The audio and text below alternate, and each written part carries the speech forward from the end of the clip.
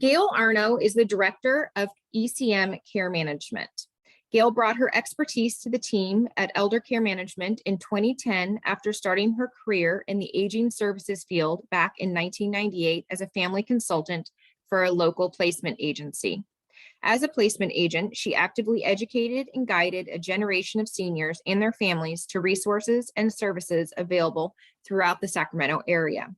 In 2020, Gail assumed the position of Director of Care Management, providing oversight and counsel in the growing field of aging life care management. To Gail, equally important to her ability to personally guide families is overseeing the team of care managers that she leads. I am honored to be surrounded by our team daily and to see the way they go out and support our clients. Gail received a Bachelor of Science in History from UCLA and a Bachelor of Science in Psychology from CSU Northridge. She then completed a graduate certification program in gerontology through CSU Sacramento, where she concurrently completed a 6-class case management course certification. Gail is a California Residential Care Facilities for the Elderly, RCFE, certified administrator, and is a state-approved instructor for RCFE administrators certification courses, a certified care manager through the National Academy of Certified Care Managers, and a member of the Aging Life Care Association. She serves as a board member for Del Oro Caregiver Resource Center and volunteers for the Alzheimer's Association. And with that, I'm going to pass the microphone on to Gail Arno so she can present compassionate communication between adult children and aging parents. Thank you, Maureen, and welcome. Thank you. I know we've got a little bit of a small audience here, but I think we've got a really good topic, and that gives us some time to maybe problem solve and troubleshoot for you, and for anyone who's having some difficulty with this thing we call communications, and that element between adult children and aging parents. I think it's something I'm doing day in and day out, is trying to help families just sort of navigate this role reversal, this change that goes on when it may be time for an adult child to step up. I know I have a son visiting coming up next week, and I've asked him to sit down with me so we could kind of go over my wishes and my wants, and so I can show him what I've put in place, and then I'll tell him to go away and let me be as independent as I can possibly be. But so I think this role reversal, this change, this communication element is so critical, and I think we can hopefully approach it in the most gathered way that we can, with the utmost of respect and a good understanding of what we are going to be able to communicate, and at times what we might not be able to get across, and that's okay. It is okay in that regard. So with that being said, again, thank you for listening in here, and let's dive into talking about family and communications and the dynamics and the decision making, and see if we can't really try to figure out a way to go about that as successfully as possible. I don't guarantee that that you're always going to win each tete-a-tete that you have with a family member, but if we take some approaches that might be helpful and beneficial and softening and opening and reminding, then perhaps we'll be able to make a little bit of progress in this decision making and this planning stage that we're in. We do another presentation. We talk a lot about planning. We plan for children, we plan for schools, we plan for marriages, but sometimes we really shy away from planning for the aging process. So it's important that we do some planning and that we communicate those plans. It's wonderful to plan, but if those plans are locked up inside your noodle or locked up in a locked filing cabinet, which we've experienced before with a husband and wife team, where he did everything and he locked it all up tight in a filing cabinet at home, and then he promptly had an incident and he was in the hospital for 12 days.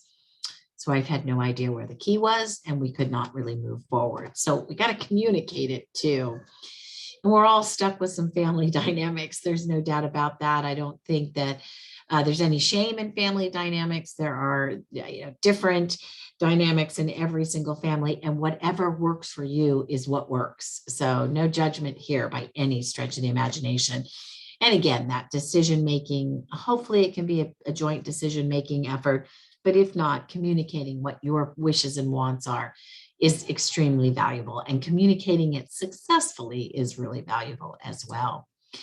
One of the things that I think we always have to remind ourselves, and I am so huge on this, is that communication is a pretty simple, basic element of life, but believe it or not, it isn't just about saying things. It's not just about words. And I think this chart shows us so immensely and so adroitly, what it really means to communicate. 55% of our communication comes from body movement or body placement. And Maureen and I were talking earlier, I was mentioning that when I was younger, my father was a psychologist, so I got a bit of this from time to time.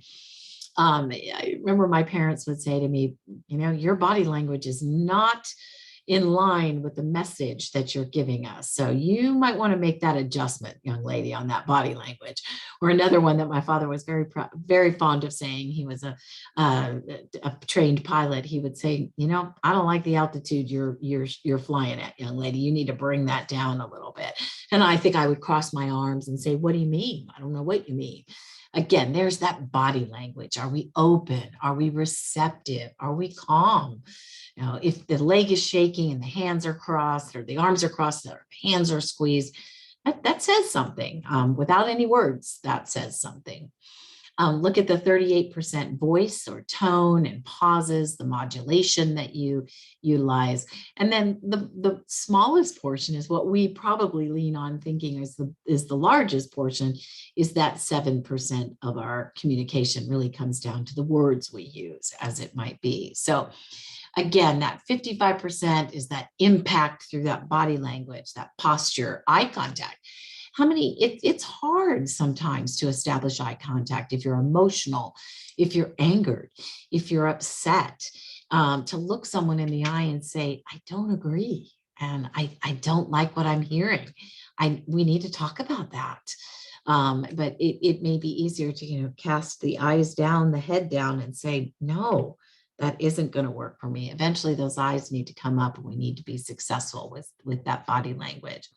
Again, our tone or voice, the inflection of that tone or that voice.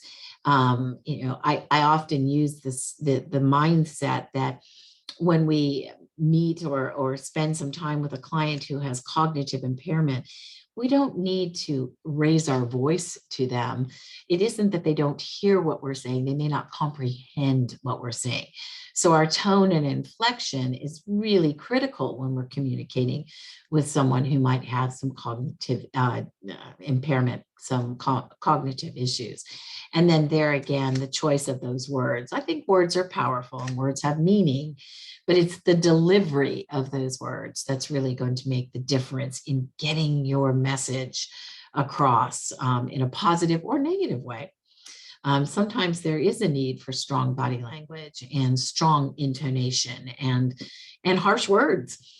Sometimes that's a necessary element. But again, if we want to be successful, we want to incorporate these thoughts at all times when trying to communicate. How am I coming across? What's that body language look like? What's that voice sound like? And what are the words that I'm picking and I'm choosing to make my point and to get my thoughts across? So a couple of thoughts in regards to do's and don'ts of communication. I think these are pretty sensible and may not be brand new news to everybody, but very important that particularly when you're communicating, that you do try to agree, or at least find the element that you can agree upon. I don't happen to agree with everything you're saying, but I will agree to the following points that you're making. If you start out by already beginning to try to reason with an individual, I think what many people feel then is you haven't even really let me present my case at all. So how can you already begin to reason with me before I've even been able to deliver the message that I'm trying to deliver? So by me agreeing doesn't mean I agree with the content, but I agree to listen. And I agree to let you have your sounding base, and then I get my turn. we take our turns in that regard. One technique that I think is very successful in any communication, and you'll see this in legal parameters, in a lot of therapists use this, but a repeating or a rephrasing of what you think you've just heard without any judgment. So literally saying, what I think I'm hearing you say is ABC, rather than, well, I don't agree with A or B or C, and I think that this is really absolutely ridiculous, and shutting them down. So arguing or confronting them, and again, it doesn't mean you are going to agree and lay down to every element that they're discussing, but let me tell you what I'm hearing you say, and let me make sure that I'm on the right, same plane as you. And that gives you that chance to say, no, that's really not what I was trying to say. Let me rephrase myself and see if you can hear that and listen to that yet again. And we can get to some sort of understanding of what at least is being said. I think it's very, very good to be forgiving and accept responsibility. If you play any role in any responsibility or any role or responsibility to any circumstance in a situation, there's no shame in saying, okay, I'll give you that one. I wasn't, I wasn't acting responsibly, or I did cut you off in that regard. But let me tell you a little bit about why and what I'm concerned about. On the don't side, I think it is not good to start the conversation with someone's shortcomings. And we did this yesterday. I was with a client and their family, and we were talking about a few things. And the daughter just kept coming back to mom's shortcomings. Well, mommy, you used to be able to do your checkbook, but you don't do it anymore. You don't do it right anymore. And, we stopped the conversation for a little while. Mom needed to use the restroom. And I said, you catch more bees with honey if you could say, Mom, gosh, I do recall that you kept that checkbook in order. And that was so impressive. I've struggled with that. And trying to, again, not focus on the negative, but focus on the positive end of it, and then turn that conversation into a format with which we could help mom to get over that hump or get through that challenge. I think it's always best to try to problem solve. We can't solve everything though.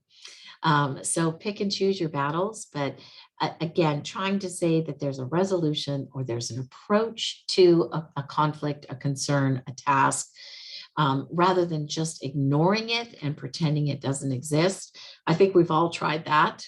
And just ignoring something doesn't mean it's going to categorically go away. We still have to address it. So can we problem solve this together? And I talk a lot with families and multiple siblings, the adult children, and I'm constantly reminding them, let's talk about who has what strengths and who might be able to step in and assist their loved one. And I'll pick on my own family as an example. As my mom was closing her life, my father had already passed. There were 5 of us, and we sat around a table and we really just divvied up tasks. I had 4 brothers and no sisters. So of course, I got the more hands-on, the more intimate tasks. I have a brother who is a retired veterinarian. We kind of put him on the medical stuff. We reminded him that mom was not one of his dogs or cats or lizards that he treated, but you have that medical understanding, so you tackle the medical.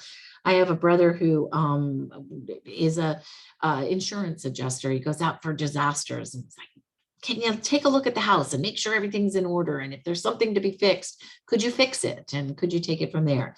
Had a brother who, we divvied out the financial side of things. So we didn't ignore that these problems existed, but we also didn't usurp mom from doing them. We offered to problem solve with her. And, it was a nice collaborative effort. Everybody had a role, and that felt kind of good. It was nice to know that you were helping in the way that your strength lied. And that was a positive feel for the family as we connected. So again, a few more do's and don'ts. It is very helpful when communicating that you're reassuring, that you're reminding, you're rephrasing. Yes, mom, I did hear you.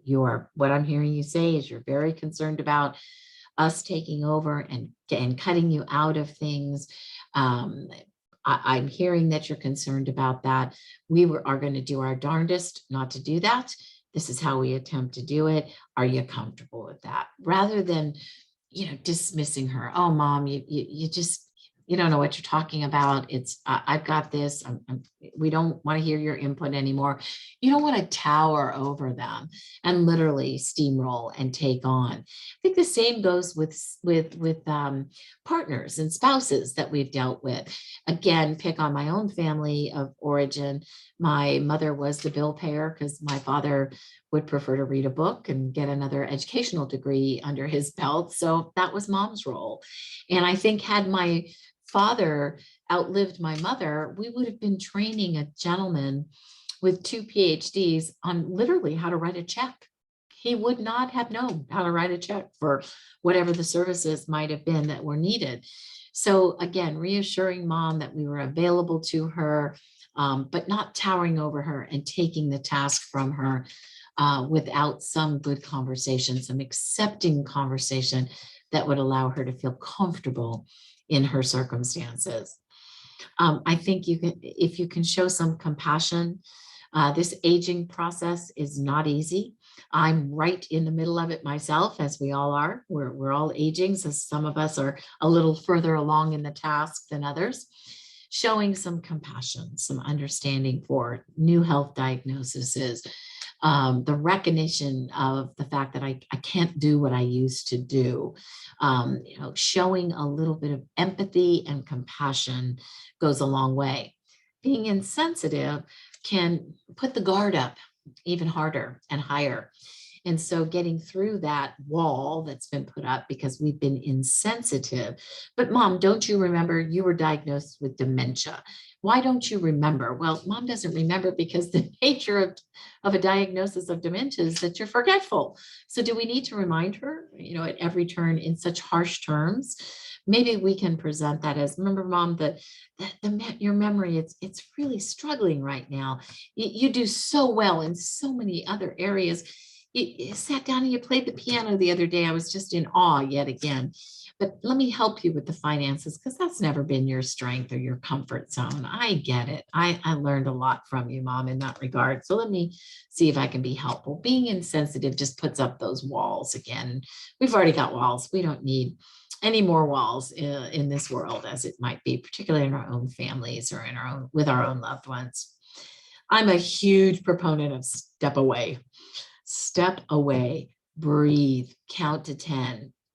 I'll get even a little bit more personal in the family I have created. I have an adult disabled daughter, and I have to tell you, when I come home from work and she's been at home all day long and maybe not had a caregiver or any human interaction, she wants to talk, and she wants to talk a lot. She wants to talk about everything that didn't happen in her life or did happen in her life that day. And I sometimes just want to sit down and breathe. I have to, when I pull up to that garage, I have to say to myself, breathe now, be ready. And if it gets pitched, I will say to her, I'm going to need to step away for a minute. Let me just get my shoes off. Let me just get the dogs fed. Let me just breathe for a minute and I'll come back to it. Rather than jumping on her and saying to her, don't you realize I just walked in the door? Can't you give me a break? Hold on. The other rule that we established when we started living together again as her disability came to the forefront was I get up in the morning and get going. She stays up late at night. We have agreed after 9 p.m. She is welcome to come and talk to me. She is welcome to tell me that something fun might be on television, or she's very sports geared and she might tell me about a sporting event, but she is not welcome to ask me a serious question that needs contemplation because I'm no good after 9 p.m. On the same hand, she does not make big decisions before 8 a.m.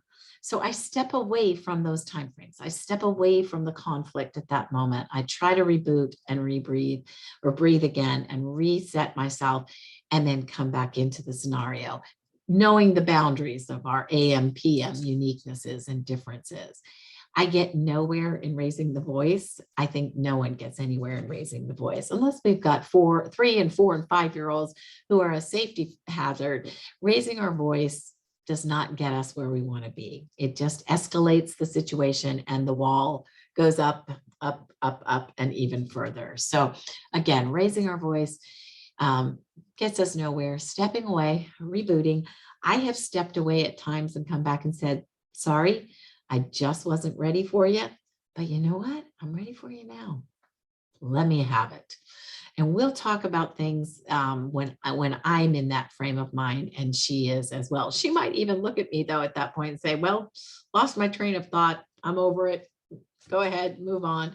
And we might giggle just a little bit, and she may come back to it later. But I've stepped away to regroup so that I don't say or do something that I'm sorry for in the long run.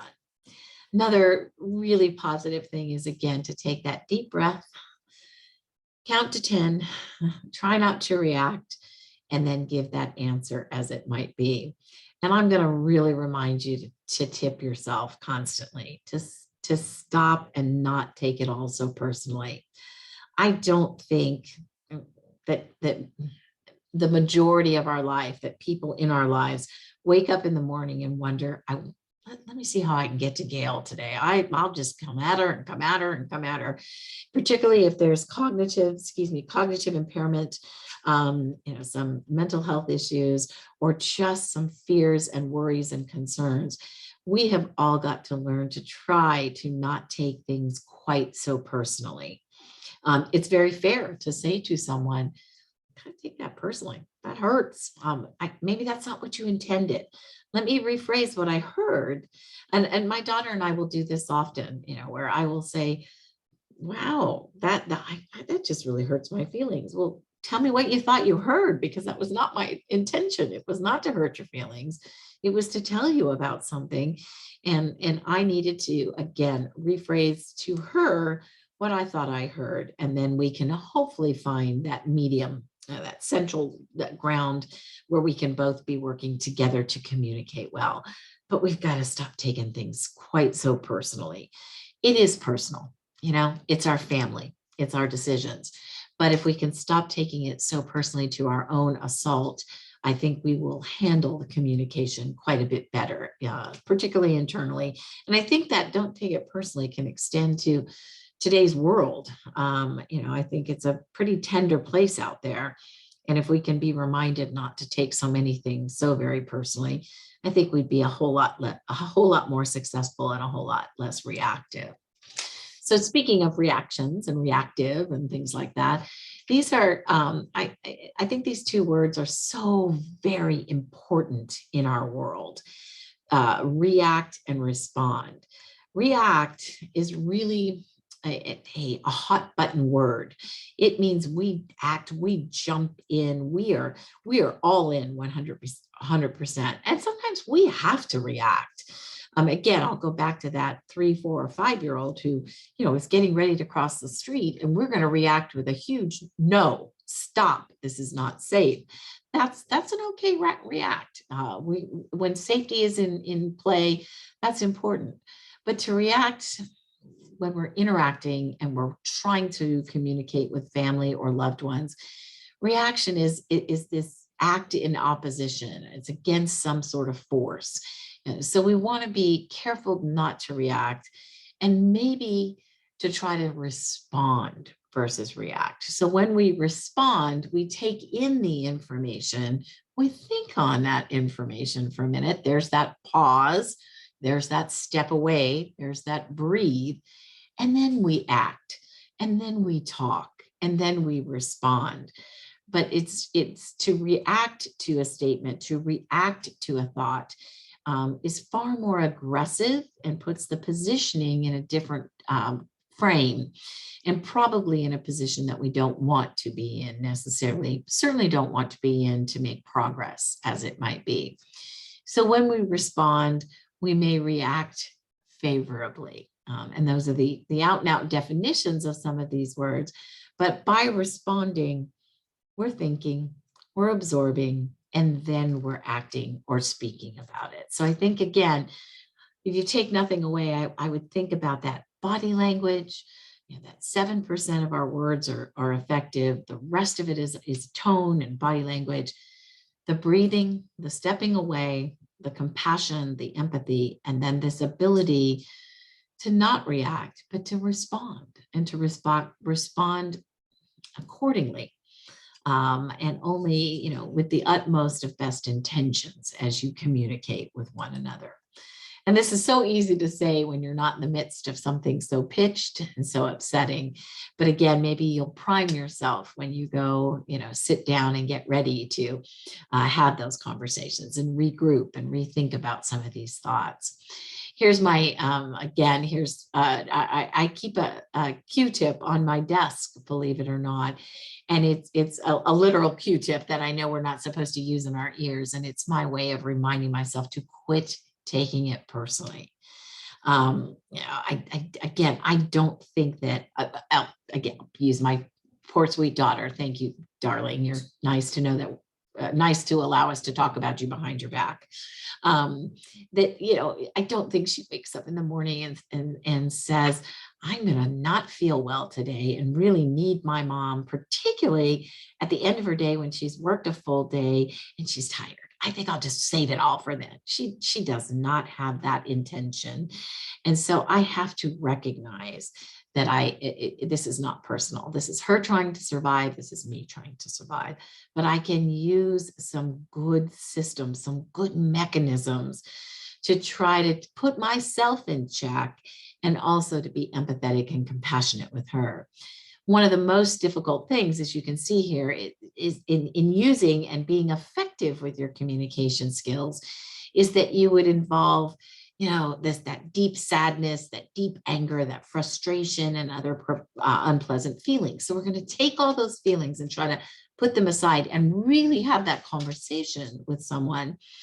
And will be much more effective. Again, as I mentioned, I pull into pulled it in down my street as I drive home.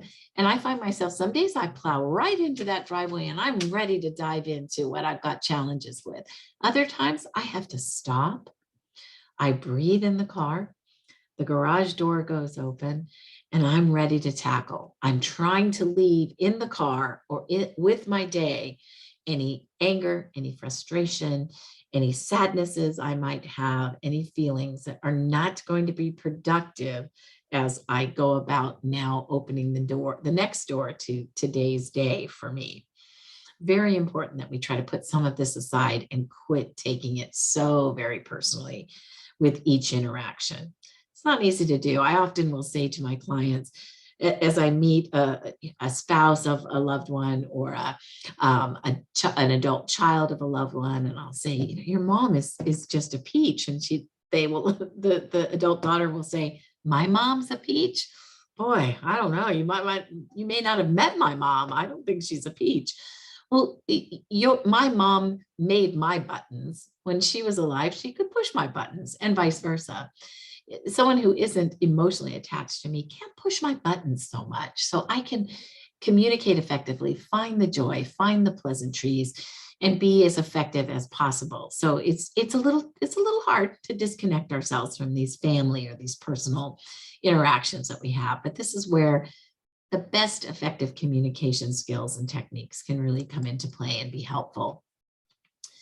So there's a lot of different elements to listening: active listening, compassionate listening, I'm really think compassionate listening, is a critical element if you are hoping and really truly wanting to find some good answers to these levels of communication that you're seeking. So to have compassionate listening, you have to have some elements. You have to be present. This is not the time to be, I'm listening. Yeah, I'm on my, no, I've got you. But let me just keep going. That this little doodad that we are so also attached to sometimes makes us not present. So find the time to, listen compassionately so you can communicate compassionately by being present. And I think we're all so guilty of this. I was saying earlier yesterday, I was trying to listen to a webinar and also have a conversation on the phone with a client. And I thought, who am I to be doing all of this at one time? I'm not being present with my family on the phone. This has got to stop. So we need to be present and show that compassionate listening, that active listening. We need to show interest. You may not be interested, but set aside time when you can at least show and manifest some interest in what is being transacted, what is being attempted to be communicated. This is that time when you listen. Again, we are given 2 ears, 1 mouth. We should use those probably proportionately. So do some listening and show some interest and engage in the conversation that you're having. To do that, you have to be present. Focus on some feelings. What are you feeling at the moment? Again, this may be the time to step away. It may be the time to couch that topic because it's so sensitive. I can't be compassionate in listening to you drone on and on again about something I thought we resolved. So again, focusing on what feelings you might be having, what's triggering you, and trying to eliminate those or take those out of the mix and address them, not just in your mind thinking, gosh, I wish mom wouldn't bring this up again, or I wish my husband wouldn't bring this up again, or my wife. I thought we resolved this. And by that time, you're not listening to anything. You've got a tape going in your head that says, I'm over this. And why are we doing this again? I think eye contact is a compassionate and an important element of listening. It's important. It shows respect. It shows interest. It shows that you're present. Again, if we're looking at that phone or we're looking at our calendar, trying to figure out, oh, no, I am so busy tomorrow. What were you saying? Again, putting things down, hands free, hands clapped in our hand or closed in our lap. And just truly establishing eye contact and being present and listening can show a lot of respect and open the doors to some good communication. This one's a big one. I think this next bullet point, let go of your need to win or to win always. We don't always have to win. We don't always problem solve. We don't always get to the bottom of with a single conversation. So letting go of your need to win is a critical thing. I'm a fussy folk at home. I like my towels folded just so. I remember when my children and husband were younger and they wanted to help, and here, you can fold the towels and you could, but I want you to fold them this way. And I showed them, and my husband went about folding the towels and they were folded all wrong.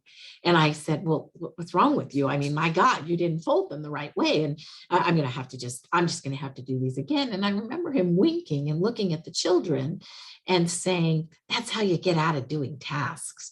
I needed to win that. Why did it matter how the towels were folded? It doesn't matter in the scope of things. Pick and choose your battles and let go of the need to win. Pick the battles that are urgent and important to win and get to the bottom of those. But sometimes letting go of some things goes a long, long way in being successful in listening and communicating. And again, the letting go of needing to win and also being a little less results driven is okay. There is, yes, we want to get answers, but we aren't going to get all the answers, everything sorted out in one 60-minute conversation. These are complicated transactions you're attempting to do. We may have to come back and try again, start again, regroup. But let's know that even if we make a small step in the right direction, we've now gotten where we needed to be, and we'll come back and visit and revisit. So if you can, be a little less results driven and a little bit more compassion focused. And I'm terrible about this next one, don't interrupt. I tend to be a nodder, and I tend to be an active listener. And I had a caregiver the other day. I walked into one of my clients' homes, and this caregiver, very nice woman, doing something I could never do, began immediately to tell me, Gail, we did this, and I jumped right in the middle of it. And I said, yeah, okay. And then you did this. And she said, could you let me finish my sentence? Because I'd have an answer for you if you did. She was so right. I loved it. She was direct. She wasn't rude. She didn't raise her voice. She made a good point. And I had to just realize I wasn't listening. I was on an agenda that was mine. And here was this wonderful caregiver going to ultimately tell me, we did what you asked us to do. Let me show you. Here's the results. And I interrupted her, blew the wind right out of her sails in that regard. Not fair and not proper on my part. And again, that big one, step away. If it is all too much, say that, you know what, we're getting nowhere. Love you to pieces. I want to be successful, but this is not working right now. Let's all take a breath. Let's all take a breather. Let's move on. Let's start again. Let's reschedule. Let's agree to disagree. Let's note what we did get accomplished. And then let's go on with the rest of life. So stepping away sometimes can be very helpful and very, very successful in that regard. We are complex, we families, no doubt about it. And I think we have to be respectful of this. The families in this world are very complex. We all are. I'm facetiously fond of saying, I'd like to meet the functional family because I've met every other dysfunctional family, I think, on the planet, mine included. I think we're all a little bit dysfunctional, and that's what makes us so wonderful and so special. So, understanding and accepting the complexities of a family is a very, very important transaction in good family or good dynamics of communicating. Understand your family history. Again, I had a psychologist for a father. We had, growing up, we had family meetings every Saturday morning. I will tell you that I don't think they were family meetings. I think this was Dad's way of telling us what we as a family were going to be doing. It wasn't until we got older that Dad actually let us sort of interact. And growing up, my husband, I think at one point said, when I was older, said, I think we should have a family meeting. And I went, oh, family meetings. I can't do family meetings. I did this as a child and they weren't really family meetings. There's my history. His family had never done a family meeting. They thought that idea was a great idea. So understand and know what you're up against. Know your family roles. I'll go back to my family as an example. As I mentioned earlier, I had these brothers and my father was gone, which my mother contended with the bulk of my father's passing. We as adult children were just there to help and to support her, but Mom was the decision maker. When Dad was gone, we now had the decision-making role to support her and help her along the way. And I remember we were sitting around the table, all five of us, and problem solving. Mom's needs were growing and growing. And my younger brother, bless his heart, just the baby of the family, kept stepping up and saying, well, we could try this, and we could try that. And all of us kept looking at him and saying, what do you know? You're the baby of the family. My goodness, folks, he was 45 years old. He was the baby, birth-wise, he was the baby of the family.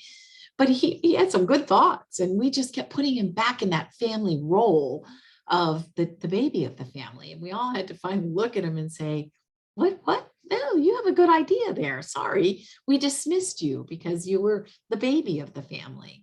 So understanding your family dynamics, who can communicate, who can get through to your loved one. I was just on the phone before we started today, and I was talking with a delightful gentleman, and I said, who does your wife listen to? Well, she's got a real good friend. She doesn't listen to me, but she really listens to that friend. And I said, could you get to that friend and kind of tell her where you're at and what you're needing and how could she support you? Look at your dynamics and evaluate who's going to get the message across the best, and work with that strength. The message can be broken into tiny little pieces and delivered in different ways. So the family dynamics, the family roles, the family histories, review those and think, how are we going to make this happen? And you can even see in that background picture, that, there's a woman in the red dress. She's kind of like, okay, whatever. And there's happiness, there's a lack of smiling in some of the faces. The complexities of families is real, and it's not, there's no judgment here. It's present for everyone. And please don't be embarrassed, intimidated, or upset by your own. It's what makes you so doggone special and unique in that regard. I think there's always this dance between guilt and resentment. I know I live with that day in and day out. Should I go to work? Should I stay home and take care of my daughter? no one expected her to be a 38-year-old disabled individual. Do I go see how I can help other people? How can I help her? That dance between guilt and resentment just can loom large. Take yourself off that hook. Try to give yourself a break, some grace. You're doing the best you can with what you've got at this moment. So try not to beat up on yourself too much. I think the world beats up on us enough. So let go of that guilt and resentment the best way that you can, and try to breathe it off and step away from any guilt and resentment that harbors between families and our loved ones.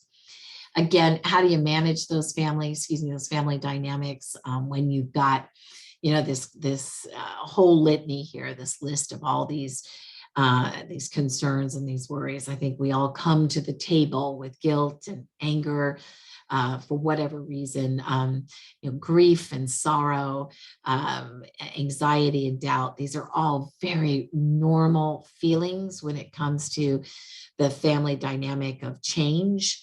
And then of managing change. I remember at the end of my mom's life, I have an older brother who was just the epitome of a 60s child, and he was a handful. And he turned out just fine. He became a veterinarian, but boy, growing up, I was about 10 years behind him. And I can tell you, I wanted to be everything he wasn't, because he was always in trouble. And I didn't really want to be a part of that. I remember him saying, "Oh, I'll take care, Mom. I live the closest. I'll even move in."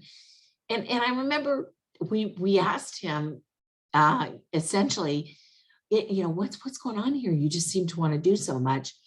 And I think he was probably in the middle of a little grief, a little sorrow about, I was kind of a pain in the neck as a teenager and a young adult.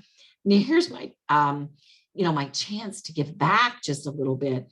You guys step aside. I'm going to make amends, as it might be. So again, we're all bringing such different dynamics to the relationships, and we're all trying to manage the litany of some of these negative feelings.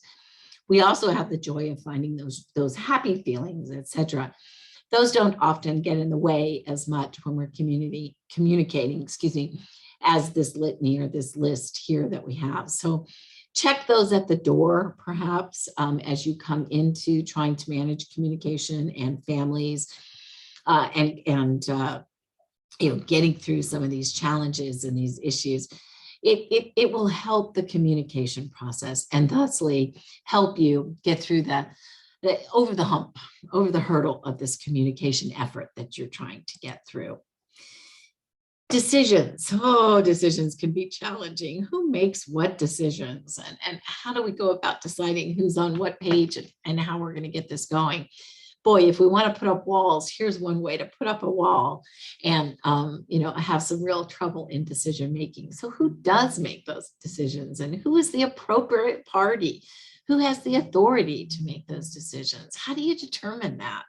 How are decisions made? Do we just go based on needs only, and not keep finances in mind, or secondary party members in mind? I'm particularly thinking of husbands and wives or partners.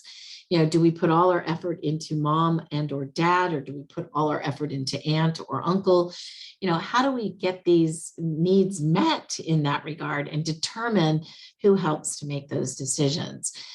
Do we just keep that one single person in mind? Do we just go with the most convenient way to make a decision, the path of least resistance? That might be a lovely approach, but will it really meet the needs of the individual that you're advocating, or you're supporting, or you're trying to communicate with? So we do definitely have some suggestions on, how do you identify appropriate decision makers, and who has what authority, etc. Sometimes it all can happen within the family, and I think that's just wonderful. If you have, a good communication base in the family, and you can divvy up, as I mentioned in my family as an example, we just divvied up those tasks, and everybody had a role, and we were able to communicate with mom and ask her, are you okay if we do this? Are you okay if we do that? Mom was pretty cognitively there, so that was quite nice. If we weren't able to divvy up those tasks and divvy up that decision making, it's quite feasible to turn to a neutral third party. So a lot of what I do in the course of a day, or what elder care management can do for families, is try to be that neutral party. I've got no vested interest. I have no dog in any fight other than my own family and my own fight. And so I'm able to say, gosh, in a family discussion, I think, John, sibling number 3, I think he makes a good point. And Mary, sibling number 2, might say, well, I think John's half cocked. And so I'm able to be a kind of a neutral third party. You don't always have to turn to a professional. Maybe there's a distant family member who could be that neutral third party who could talk about, here's what we need to do to get those resources and get those decisions made and get those the circumstances rearranged or reconfigured. Some of our parents and our seniors and our responsible parties listen to their doctors. Nothing wrong with calling a doctor and saying, mom is refusing to move. She's a danger to herself. She's left the stove on 3 times now, nearly burned the house down. She'll hear nothing from us about moving. But boy, anything the doctor says, she's just totally on board. So you may want to get a partner in crime on this one. And we're not trying to mislead or deter anybody. We're just trying to build the relationship that will afford the loved one to hear the message. I can't tell you the number of times where adult children will say to me, I have been telling my mom for the last year she needs a Lifeline alert. You walk in and you mention it in the first 30 minutes that you're visiting with her, and she looks at me and she says, we should get one of those life alerts. Makes you want to pull a gun out and shoot yourself. I've been saying this. Why does it come from a neutral third party any better? I can't give you, human psyche in a short synopsis, but I can tell you that sometimes that neutral party reiterating what your wishes and your wants and your wisdom might be really may help you get some of these decisions made and get some forward progress. You may find that clergy is very, very helpful in that regard. There's a good, strong relationship there. And so clergy, it can be very, very helpful. I think the caveat or the caution I would give you on this is, don't go into this blindly. You want to set this up in a way that you know that your neutral third party, your physician, your clergy, your friend, your neighbor is going to deliver the message that you want delivered, that they're in conjunction with your thoughts in that regard. Nothing worse than sitting down with mom and her dearest friend of 60 years, and the dear friend says, you open the door and you start talking about some of the concerns you have, and the dear friend looks at your mom and says, I don't know what she's talking about. I think you're doing beautifully. Well, that was not effective. That did not do the job. But unless you get to that dear friend and say, I have these concerns and these are why, and let me tell you what I've seen. Could you help me try to get this message across to mom? You want to do that work in advance so that you are not setting anybody up for disappointment or any surprises. We don't need surprises at this point. Sometimes you have to turn to professionals. There are professional fiduciaries, there are conservators, there are attorneys. You may have, we do, I wouldn't say we're professional mediators by nature or by training, I should say we are by nature, but sometimes getting a professional in there who can make some of those decisions, communicate clearly, takes the heat off of the loved one that is trying to help, and it puts the heat to the professional who has the skill set to handle this. I'm often saying to family members, let me be the heavy so you can go back to being the loved one, the spouse, the partner, the adult child. Awfully nice to be taken out of the hot seat and put into a role that you're much more comfortable with and that you've earned and you're owed in that regard. Couple of things as we kind of wind down here. I really want to remind you not to make promises that you cannot deliver.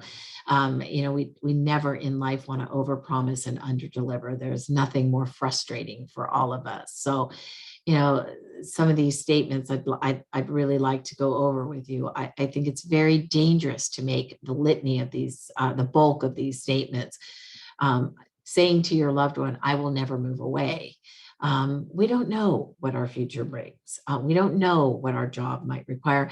And I think for the most part, for us adult children, this is why our parents raised us, was to be productive human beings and take on our own lives.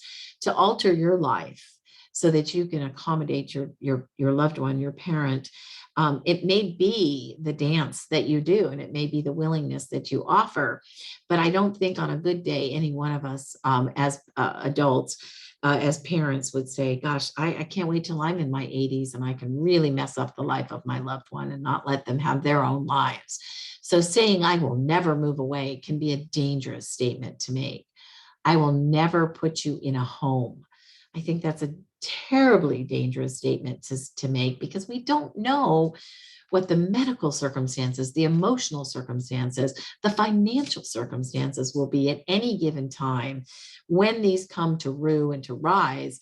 To say that I will never put you in a home, I will never make you leave your home, can be very, very dangerous and very unfulfilling when you ultimately have to turn around and say, I think we need to look at a facility. I think it's very dangerous to say that you can come live with me. It's very kind and it's very giving and it's very wonderful, but it also comes with a lot of baggage. Is your home conducive to them coming to live with you? Is your partner, your spouse, or your children, are they comfortable with you coming to live with me, as it might be? It's a very dangerous statement. One of the stories that the gal who got me into this business initially has told many times as I've listened to her speak, is that her father landed on her door when she was a grown adult. She had 3 young children of her own, and her father landed on the door saying, my wife kicked me out. It was a second wife, and they'd been married a whopping 1 year. They were 40 years difference in their age. And she said, oh, it's okay, you can come live with me. Well, Dad was in the throes of dementia. She had a 4-year-old, an 8-year-old, and a 12-year-old. Dad was physical. Dad was up at night. Dad coming to live with her was not only not good for him, it wasn't good for her family. So saying that you can just, I promise you, you can come live with me. Again, another dangerous statement. I promise to take care of you. Yes, I think we all ultimately want to take care of one another, but making the promise that you will ultimately be there at every turn to take care of someone can be a little bit dangerous. I will move in with you. Again, you're going to leave your own life. I think on a good day, a loved one would not want you to abandon what is your life so that you can contour to their life. There are other mechanisms that can support them and allow you to stay in your own environment and to support and love them, but to stay in your own environment. I will never sell your home. I hate to see homes sitting empty when those 4 walls can be taken up by another family. But to say I will never sell your home can be, again, a fairly dangerous statement. You may need to sell their home to support the next stage of an aging process. The proceeds of that home may support them. Those are the monies they save for the rainy day. It's pouring buckets and you're still standing by this premise. I will never sell your home. Not safe.